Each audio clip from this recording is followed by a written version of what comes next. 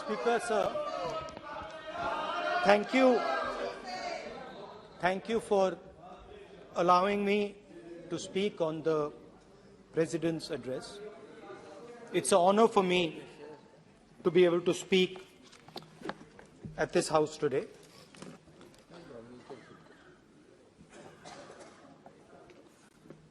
जैसे आप सबको मालूम है, पिछले 4 महीनों में हम भारत जोड़ो यात्रा कन्याकुमारी से लेकर कश्मीर तक हम पैदल चले।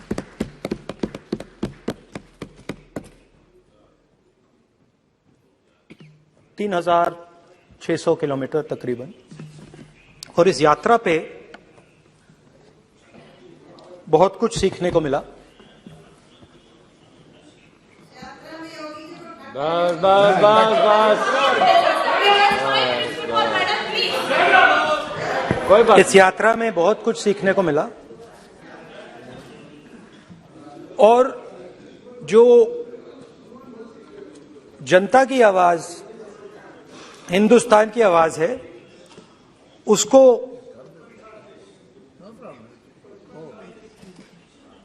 गहराई से सुनने का मौका मिला।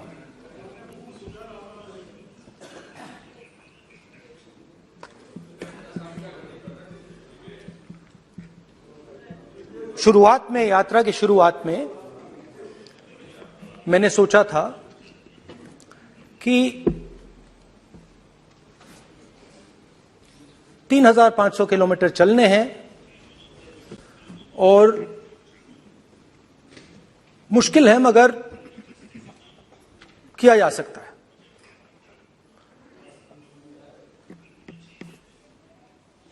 आप भी राजनेता हो, हम भी राजनेता हैं। हाँ, सेवक कह लीजिए। और नॉर्मली आजकल की राजनीति में जो हमारी पुराना ट्रेडिशन था पैदल चलने का, वो आजकल हम सब लोग, हम भी आप भी, उस ट्रेडिशन को शायद भूल गए या उसका हम पालन नहीं करते। मैं भी उसमें शामिल था, आप भी उसमें शामिल हैं। हम सब, कोई गाड़ी में जाता है, कोई हवाई जहाज में जाता है, कोई हेलीकॉप्टर में जाता है, मगर पैदल कम चलते हैं। ठीक है, ठीक है। और जब पैदल चला जाता है, हाँ पैदल जाएंगे, सब जगह पैदल जाएंगे, घबराइए मत। तो जब पैदल चला जाता है, मैं 1 किलोमीटर की बात नहीं कर रहा हूं, 10 की नहीं कर रहा हूं, 25 की नहीं कर रहा हूं, मैं 200-300-400 किलोमीटर की बात कर रहा हूं। जब 200-300-400 किलोमीटर चला जाता है तो शरीर पे दबाव पड़ता है, दर्द होता है, मुश्किल आती है। शुरुआत में चलते वक्त लोगों की आवाज सुन रहे थे हम, मगर हमारे दिल में यह भी था कि हम भी अपनी बात रखें। कोई हमारे पास आता था, कहता था कि मैं बेरोजगार हूं, और हमें लगता था कि नहीं, हमें कहना चाहिए कि तुम बेरोजगार क्यों हो, कारण क्या है। उसमें हम विपक्ष का रोल भी प्ले कर लेते थे, आपकी भी बुराई कर देते थे। नहीं, वो तो है, वो भी करेंगे, हम भी करेंगे। मगर थोड़ी देर चलने के बाद एक बदलाव आया, और जो हमारी आवाज थी, जो ये डिजायर था बोलने का कि भैया बेरोजगारी इसलिए है महंगाई इसलिए है, वो बिल्कुल बंद हो गई। क्योंकि हमने इतने लोगों से बात की, मतलब हजारों लोगों से बात की, बच्चों से, बुजुर्गों से, महिलाओं से, माताओं से, बहनों से, कि थोड़ी देर बाद ये बिल्कुल आवाज बंद हो गई। और फिर हम गहराई से, और मैं खुल के कह सकता हूं, मैंने तो अपनी जिंदगी में इस प्रकार से कभी पहले सुना ही नहीं था। क्योंकि हम सब में थोड़ा सा अहंकार होता है कि हम ही बता दें, अपनी बात रख दें।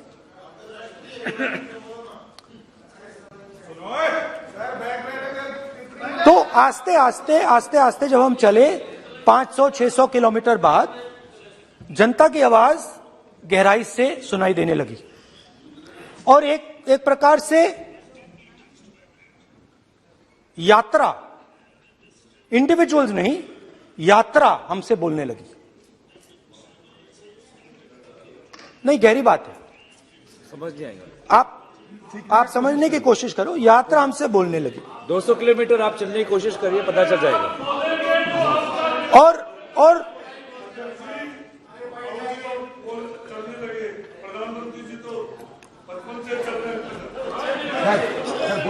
वो चाय बेचने इसलिए जाते थे भैया। तो यात्रा बोलने लगी।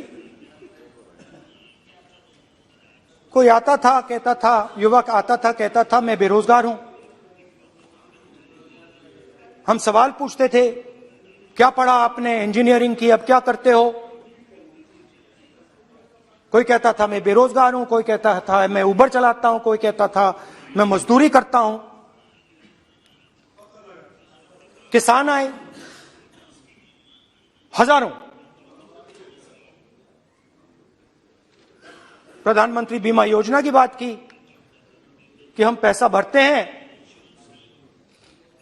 तूफान आता है, आंधी आती है, पैसा गायब हो जाता है।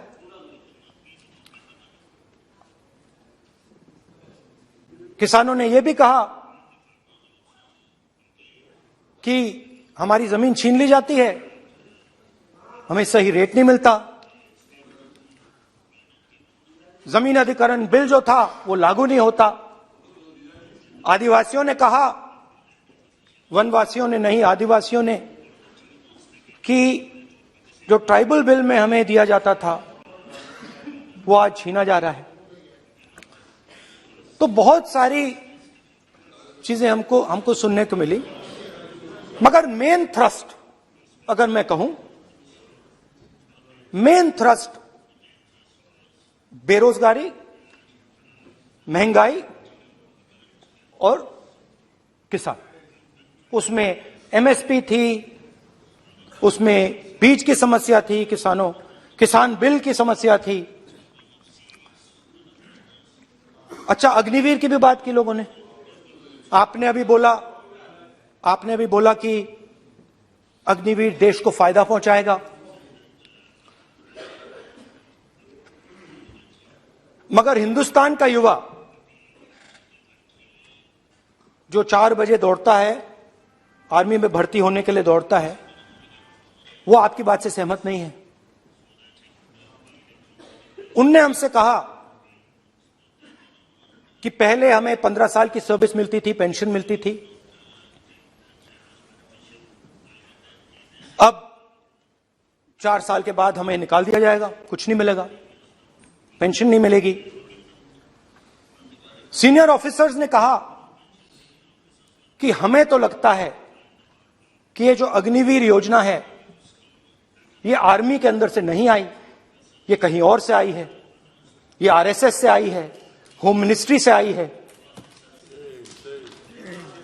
ये सीनियर आर्मी के लोगों ने कहा है, मैं नहीं कह रहा हूं, कि हमें लगता है कि ये आर्मी के ऊपर ये योजना थोपी गई है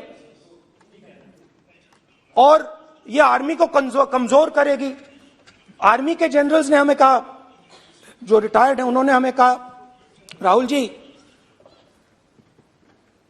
हजारों लोगों को हम हथियार की ट्रेनिंग दे रहे हैं और फिर थोड़ी देर बाद उनको समाज में डाल रहे हैं। बेरोजगारी है, समाज में हिंसा बढ़ेगी।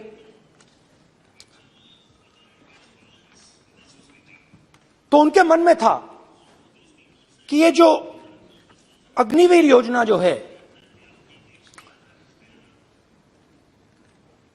ये आर्मी के अंदर से नहीं आई है। और मुझे नाम भी बताया कि अजीत डोभाल जी ने ये योजना आर्मी पे थोपी है। क्यों नहीं ले सकते? क्यों नहीं ले सकते? बिल्कुल ले सकते हैं, पार्लियामेंट में थोड़ी है वो। क्यों नहीं ले क्यों नहीं ले सकते? क्या बात कर रहे हैं? सर ये तर्क है, बाद में अडानी के लिए भी यही बोलने वाले हैं, फिर ये तर्क है इनका।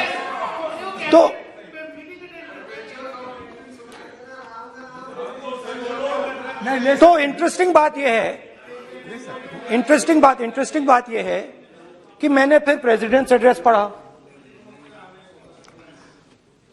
देश के सब युवा अग्निवीर अग्निवीर अग्निवीर अग्निवीर बोल रहे हैं, कह रहे हैं कि ये आर्मी के ऊपर थोपा गया है, हमें नहीं चाहिए। आर्मी के लोग कह रहे हैं हमें नहीं चाहिए।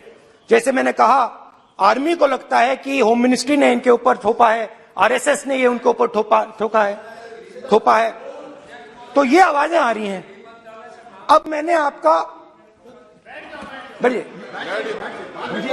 अब बैठिए, कौन सा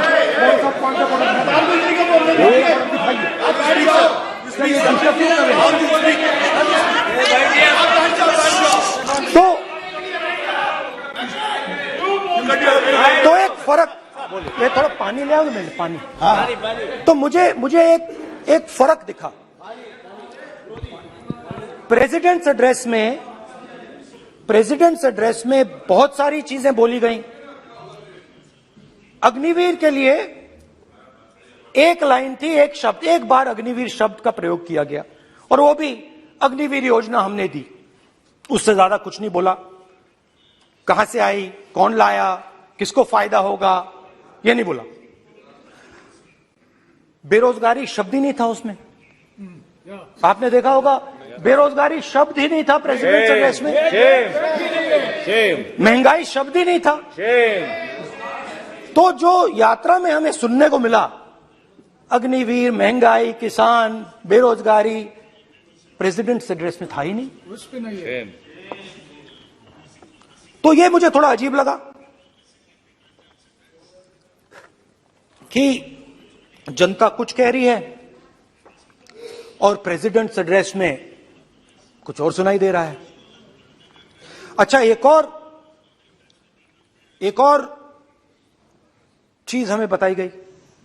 तमिलनाडु से लेकर केरला, महाराष्ट्र, मध्य प्रदेश, सब जगह एक नाम सब जगह हमें सुनने को मिला, अदानी। ये नाम पूरे हिंदुस्तान में, केरल में, तमिलनाडु में, महाराष्ट्र, कर्नाटका, हिमाचल, कश्मीर, सब जगह अदानी अदानी अदानी अदानी अदानी।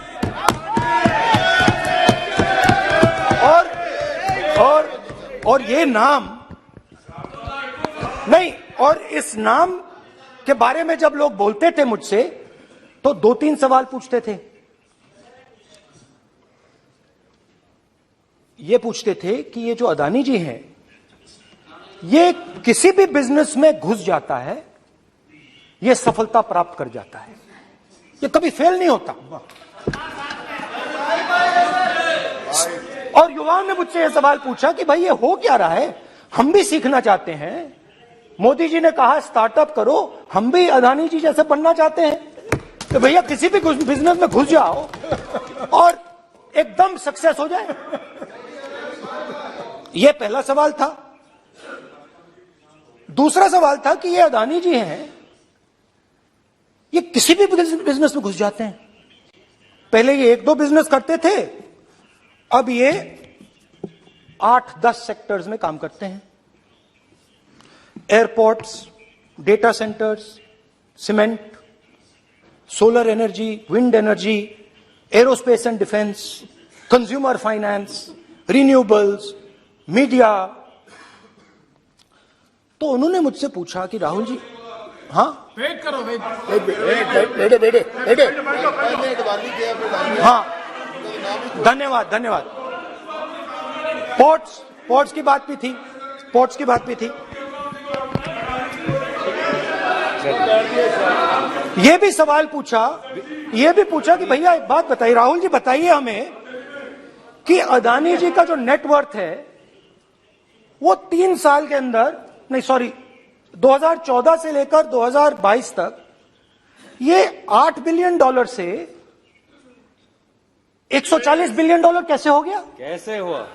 मोदी कैसे? मोदी है तो मुमकिन ये 2014 में अगर आप दुनिया की, मुस्कुरा रहे हैं आप,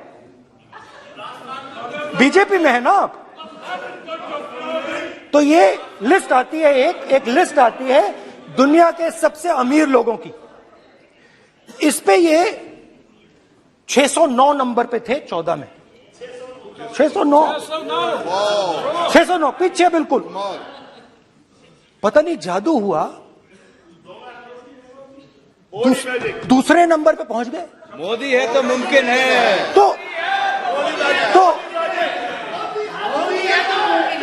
तो मुझसे पूछा यार, बहुत सारे लोगों ने पूछा कि भैया राहुल जी बताइए, हिमाचल में सेब की बात होती है, अदानी जी। कश्मीर में सेब की बात होती है, अदानी जी। पोर्ट्स की बात होती है, अदानी जी। एयरपोर्ट्स की बात होती है, अदानी जी। इंफ्रास्ट्रक्चर, अच्छा हम सड़क पे चल रहे हैं, मैं पूछूं किसने बनाई? अदानी जी। तो लोगों ने यह भी पूछा कि राहुल जी ये जो अदानी जी जो हैं, इनकी सफलता कैसे हुई? ये इतने बिजनेसेस में कैसे घुस गए? इतनी सफलता कैसे प्राप्त हुई? और सबसे जरूरी सवाल, इनका हिंदुस्तान के प्रधानमंत्री के साथ क्या रिश्ता है और कैसा रिश्ता है? देश जानना चाहता है, तो देश जानना चाहता है। ये देखिए रिश्ता, ये देख लीजिए। प्लीज पोस्टर माननीय ये देख लीजिए, सदस्य पब्लिक में है सर। नहीं स्पीकर सर, वो फोटो है सर, वो पोस्टर नहीं है। आप वरिष्ठ सदस्य हैं, प्राइम मिनिस्टर की पोस्टर और फोटो है सर, उसके नियम में बहुत नहीं, उनका आप अच्छा चेहरा सदन ने दिख नियम रहा है। बनाया है। उनके वहां पे, उनके पीछे अदानी का लोगो है, अदानी जी के हवाई जहाज में घुस रहे हैं। तो मैंने सोचा कि आज के प्रेसिडेंट्स एड्रेस में मैं थोड़ा जो नरेंद्र मोदी जी का और अदानी जी का रिश्ता है उसके बारे में आपको थोड़ा बता देता हूं। प्लीज बताइए। तो वो आप बता देना।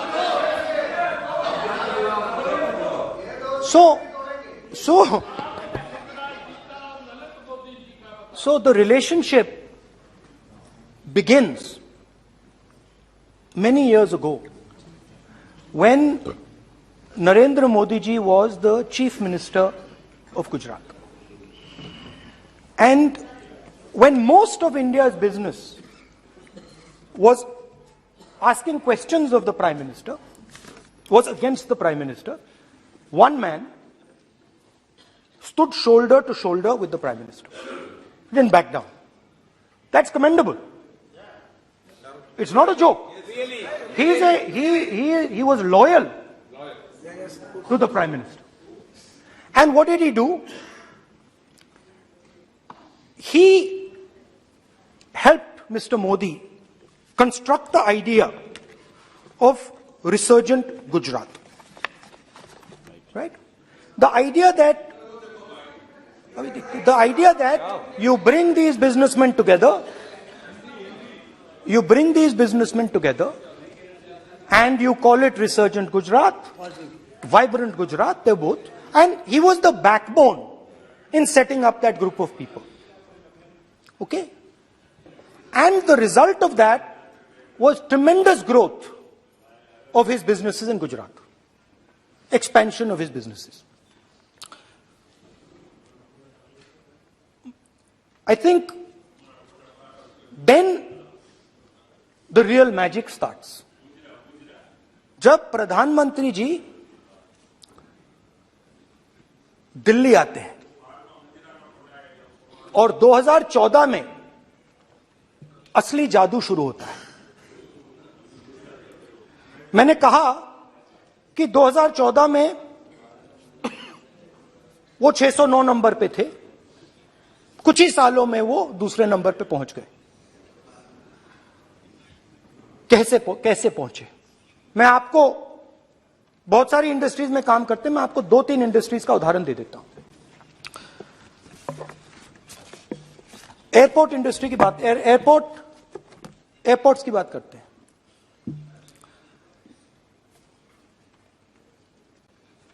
कुछ साल पहले सरकार ने हिंदुस्तान के एयरपोर्ट्स को डेवलप करने के लिए दिया। नियम था, there was a rule that anybody who does not have prior experience in airports cannot be involved in development of these airports. नहीं, गलत नहीं बोल रहा हूं।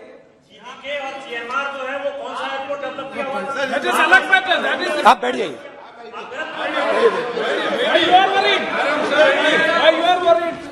अडानी के डिफेंस में आ गए सर। रूल था कि अगर कोई एयरपोर्ट बिजनेस में नहीं था तो वो इन एयरपोर्ट्स को ले नहीं सकता था। इस रूल को हिंदुस्तान की सरकार ने बदला। किसी ने भी बनाया हो रूल था, किसी ने भी बनाया हो रूल था। रूल बनाया किसने बात नहीं है, रूल बदला किसने बात है। रूल बदला गया और किसके लिए? अडानी से अडानी किसने किया है?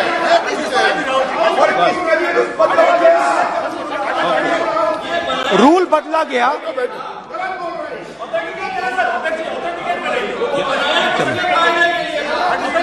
सर पार्लियामेंट्री अफेयर्स चलता रहेगा क्या sir?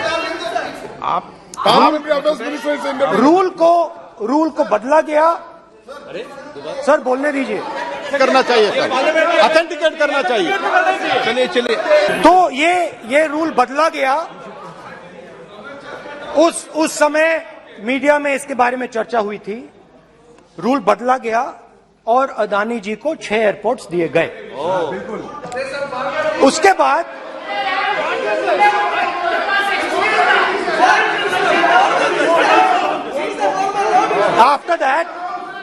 after that India's most strategic profitable airport, Mumbai airport, was taken away by GVK, hijacked by using the agencies. The agencies को CBI, ED का प्रयोग कर GVK पर दबाव डालकर हिंदुस्तान की सरकार ने उस एयरपोर्ट को अदानी जी के हाथों में कर दिया। सच है। रिजल्ट क्या आया? रिजल्ट आया कि एयरपोर्ट्स में आज अदानी जी 24% हिंदुस्तान की एयर ट्रैफिक को अपने एयरपोर्ट से निकालते हैं और 31% एयर फ्रेट उनके एयरपोर्ट्स में से निकलता है। अब ये काम हिंदुस्तान की सरकार और हिंदुस्तान के प्रधानमंत्री जी ने फैसिलिटेट किया। अब आपने, जो पिछले स्पीकर थे उन्होंने फॉरेन पॉलिसी की बात की, हम भी फॉरेन पॉलिसी की बात करते हैं। चलिए डिफेंस से शुरू करते हैं। बहुत ऑप्शन है, आप बताइए कहां से शुरू करें। बिजली, डिफेंस, बहुत ऑप्शन है। Defence, let us start with defence. अब डिफेंस में अदानी जी का कोई एक्सपीरियंस नहीं था, जीरो एक्सपीरियंस। कल मैंने प्रधानमंत्री को HAL में देखा। प्रधानमंत्री जी ने कहा कि गलत आरोप लगाया, मगर रियलिटी तो यह है कि HAL का जो कॉन्ट्रैक्ट था 126 हवाई जहाजों का, वो अनिल अंबानी को चला गया और अनिल अंबानी बैंकरप्ट हो गया। वहां भी फैसिलिटेशन था। अब देखिए, और ये जो फ्यूचर एंटरप्रेन्योर्स हैं, जो बिजनेस स्कूल हैं, हार्वर्ड यूनिवर्सिटी जैसे स्कूल हैं, इनको इसका केस स्टडी, इसकी केस स्टडी बनानी चाहिए, शायद बने। How to use government power to build individual businesses, case study.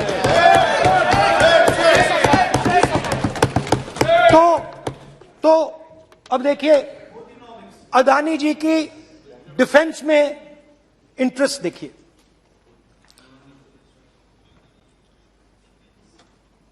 Elbit company के साथ हिंदुस्तान में अदानी जी ड्रोन्स बनाते हैं। ड्रोन्स को हिंदुस्तान की एयरफोर्स, आर्मी, नेवी के लिए रिफिट करते हैं। अदानी जी ने यह काम कभी नहीं किया है पहले। एचएएल ये काम करती है। हिंदुस्तान में और भी कंपनीज हैं जो ये काम करती हैं, मगर प्रधानमंत्री जी इजरायल जाते हैं और उसके एकदम बाद अदानी जी को ये कॉन्ट्रैक्ट मिल जाता है, मगर एक नहीं मिलता। ये मत सोचिए कि ये सिर्फ एक कंपनी की बात हो रही है, ये इंडस्ट्रीज की बात होती है यहां पे। जैसे मैंने आपको दिखाया, एयरपोर्ट का पूरा सिस्टम उठा के ले गए, 30% मार्केट शेयर एयरपोर्ट में ले गए, वैसे ही डिफेंस में करा। तो 4 डिफेंस की इनके पास कंपनीज हैं। यह काम इन्होंने कभी नहीं किया। स्मॉल आर्म्स, जिसमें टवॉर है जो हमारी स्पेशल फोर्सेस यूज करती है, आर्मी यूज करती है, जिसमें गलील स्नाइपर राइफल है, ये सब अदानी जी बनाते हैं। सीधा स्ट्रेट इजरायल में प्राइम मिनिस्टर जाते हैं, प्राइम मिनिस्टर के साथ वहां पे मतलब बीच में पैदल चलते हैं और फिर जादू से पीछे से इंडिया का फर्स्ट कॉम्प्रिहेंसिव एमआरओ मिल जाता है मेंटेनेंस के लिए, जहाजों के मेंटेनेंस के लिए।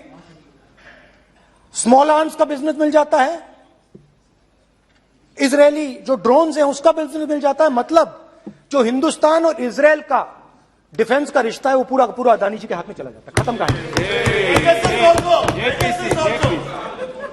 हाँ, उसमें पेगासस भी है, तो पता नहीं वहां से क्या मतलब पेगासस कैसे आया, क्या हुआ, किसने दिया। अच्छा, एक और बड़ी इंटरेस्टिंग चीज है, एक कंपनी है अल्फा डिफेंस, जो डिफेंस इलेक्ट्रॉनिक्स का काम करती है, एवियोनिक्स का काम करती है, और बहुत स्ट्रेटेजिक कंपनी है। वो भी अदानी जी के हवाले कर दी गई, अदानी जी ने एक्वायर कर लिया। तो आपने देखा कि एयरपोर्ट्स का बिजनेस 30% मार्केट शेयर, हिंदुस्तान और इजरायल का जो वेपन्स का बिजनेस है 90% उठा के ले गए। एक विजिट फॉरेन पॉलिसी, ये है फॉरेन पॉलिसी।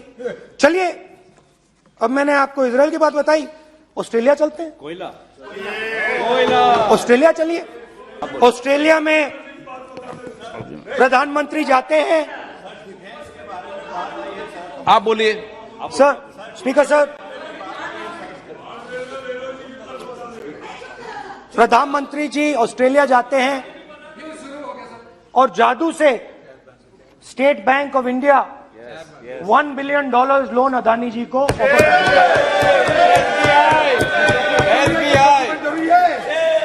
सर, इसका भी डॉक्यूमेंट जरूरी है क्या, बताओ। मोदी जी, आपका सरकार की पास है। Sadyr please. उसके बाद मैं उदाहरण दे रहा हूं, पूरी दुनिया में मोदी जी जाते हैं, घूमते हैं, तो मैं बता देता हूं क्या होता है वहां पे। बांग्लादेश में गए, हाँ, काम पे ही जा रहे हैं, वही तो बोल रहा हूं, काम पे जा रहे हैं। बांग्लादेश जाते हैं, मोदी जी की पहली ट्रिप होती है बांग्लादेश में। वहां पे बांग्लादेश को इलेक्ट्रिसिटी बेचने का डिसीजन लिया जाता है। कुछ ही दिन बाद बांग्लादेश पावर डेवलपमेंट बोर्ड 25 साल का कॉन्ट्रैक्ट अदानी जी के साथ साइन कर देता है। 1500 मेगावाट इलेक्ट्रिसिटी का कॉन्ट्रैक्ट अदानी जी। दोस्ती चलिए वहां से श्रीलंका चलते हैं।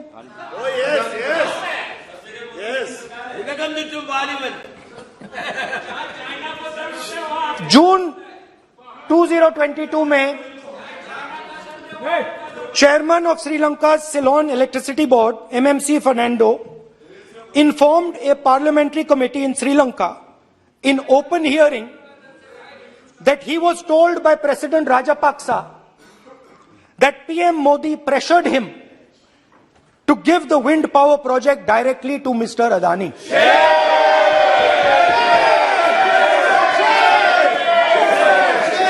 मतलब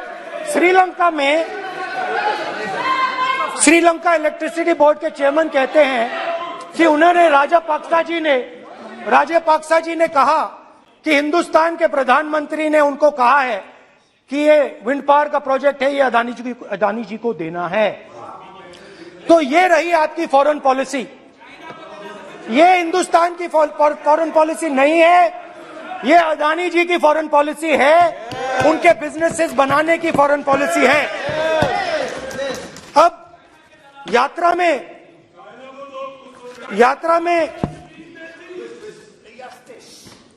में मुझसे 2-3 और सवाल पूछे गए। यात्रा में लोगों ने मुझसे पूछा, राहुल जी ये जो LIC कंपनी है इसका पैसा अदानी जी की मदद करने के लिए क्यों डाला जा रहा है? उन्होंने यह भी पूछा कि अदानी जी के जो शेयर्स हैं बड़े वोलेटाइल हैं, उसमें LIC का पैसा क्यों डाला जा रहा है? तो मेरा कहना है कि एक सेकंड, मेरा कहना है कि अदानी जी की मदद प्रधानमंत्री जी और हिंदुस्तान की सरकार कैसे करती है? हजारों करोड़ रुपए हिंदुस्तान के public sector banks Adani ji को मिलता है। 27,000 करोड़ रुपए SBI, PNB 7,000 crore, bank of Baroda 5,500 crore, ये मैं लिस्ट चलती जाएगी। LIC का एक्सपोजर 36,000 करोड़ रुपए, 3 crore SBI and other PSU bank holders. Money is going to Mr. Adani and to finance.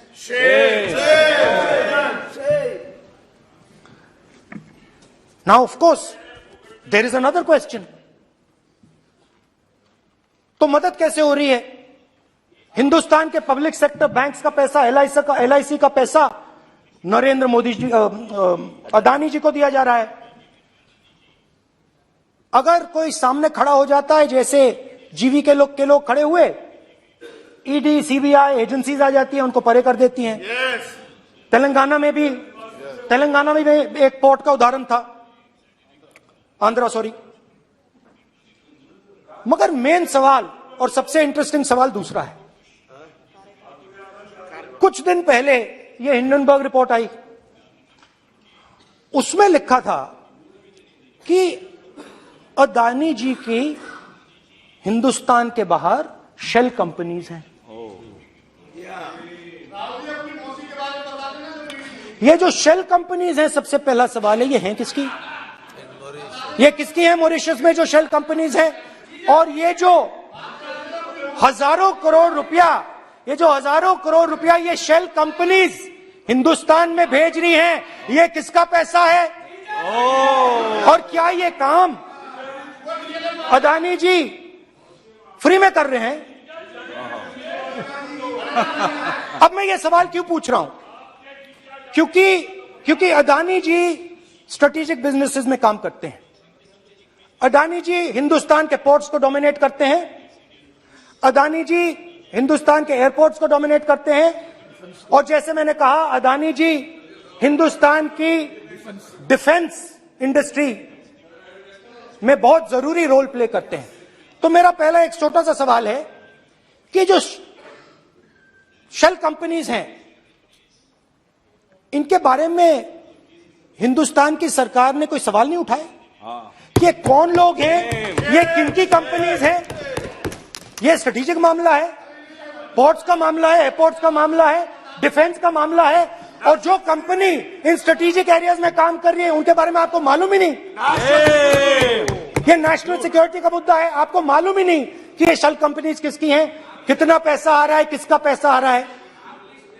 तो एक बहुत बड़ा सवाल है, ये पैसा किसका है, ये शेल कंपनीज किसकी हैं, और ये हिंदुस्तान की सरकार की जिम्मेदारी है ये पता लगाना ये किसकी शेल कंपनीज है और ये किसका पैसा अंदर आ रहा है। JPC, we want JPC, we want JPC.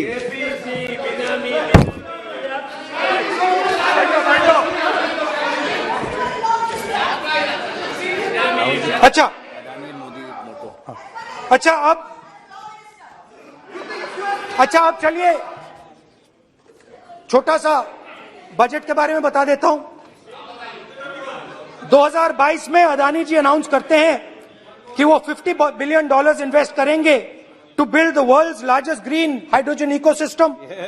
और इस बजट में बीजेपी की सरकार निर्मला सीतारमण जी कहती हैं हम ग्रीन हाइड्रोजन के लिए बहुत ह्यूज इंसेंटिव्स देंगे, 19,700 करोड़ रुपए हम ग्रीन हाइड्रोजन के लिए देंगे, मतलब अदानी जी को देंगे। जुगलबंदी बजट में अदानी जी के लिए 50 नए airport, coastal shipping, horticulture, grain storage, ये सब काम आप कर रहे हैं। तो मेरे सिर्फ कल प्रधानमंत्री जी आज कल भाषण देंगे, मेरे उनसे 2-3 छोटे से सवाल हैं। मेरा प्रधानमंत्री जी से 2-3 सवाल हैं।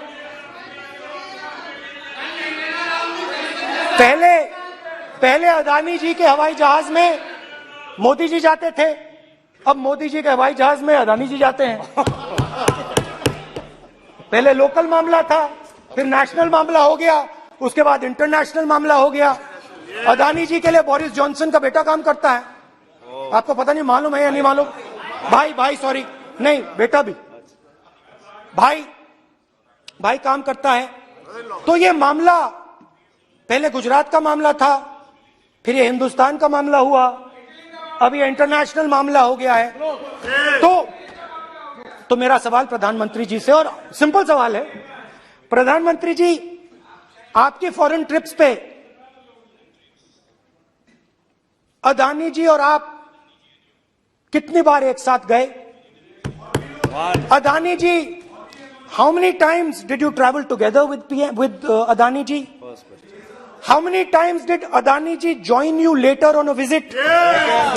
How many times did Adani ji travel to a country immediately after you did? And in how many of these countries after you visited did Adani ji get a contract? Also an important question, जरूरी सवाल, अदानी जी ने BJP को पिछले 20 साल में कितने पैसे दिए हैं?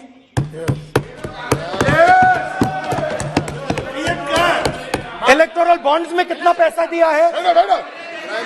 मैंने आज वो जो युवाओं ने मुझसे सवाल पूछा था कि अदानी जी की इतनी बिजनेस एक्यूमेंट कहां से आई, इतने अलग अलग सेक्टर्स में अदानी जी ने कैसे सक्सेस प्राप्त की, अदानी जी के बारे में पूरी दुनिया को स्टडी करनी चाहिए, हार्वर्ड यूनिवर्सिटी को स्टडी करनी चाहिए कि पॉलिटिक्स के बीच में और बिजनेस के बीच में कैसा रिश्ता होता है। India is a case study and prime minister Narendra Modi should be given a gold medal in this. Now बहुत अच्छी तरह बीजेपी के जो पिछले स्पीकर थे उन्होंने मेरे भाषण को इंकैप्सुलेट किया मेरे लिए बहुत अच्छी तरह। आपने जो मैं सोच रहा था आपने उससे और भी अच्छी तरीके से बोल दिया। Coming together is a beginning, Adani और keeping together is progress, working together is success. Adani ji and Narendra Modi ji, thank you.